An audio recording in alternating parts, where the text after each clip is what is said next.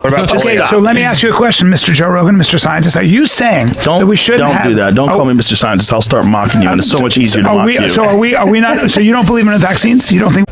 Let's get to the bottom of that. Anorexia. What's causing all that? How come 1 in every 12 kids who's a boy in California has autism now?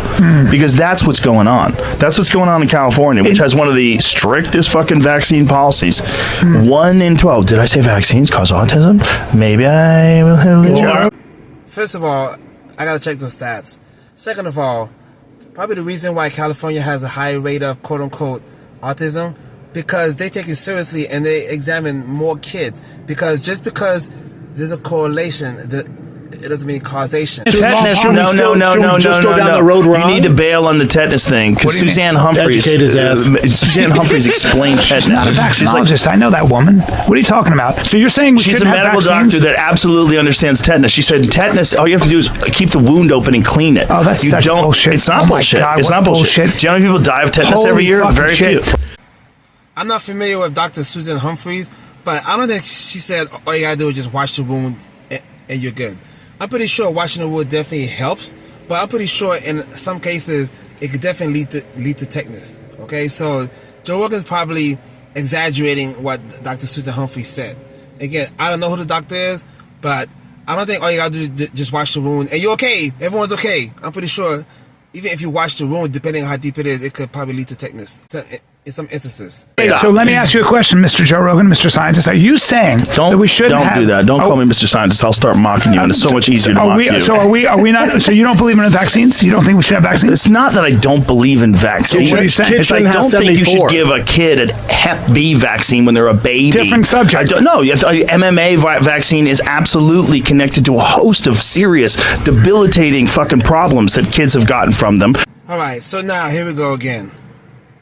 Kids should get the Hep B vaccine because obviously kids, newborn babies are not having obviously sex, but they can still get it through birth itself.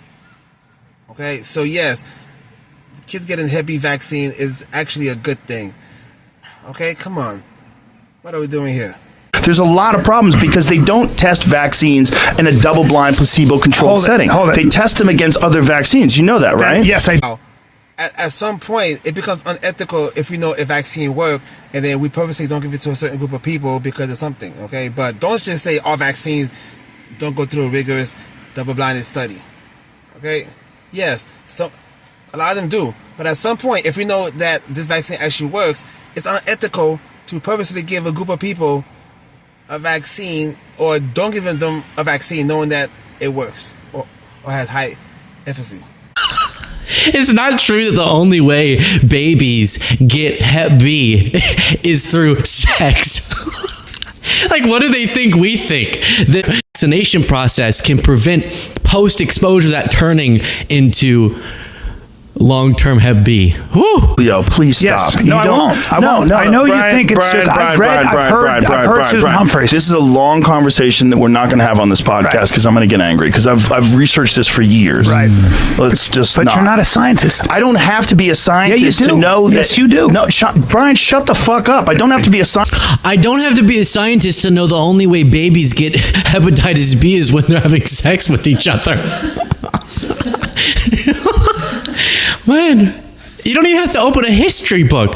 Open Google once in your life. Scientists to read research to understand that they were spraying DDT all over the fucking country when everybody was getting polio. Do you know? Joe.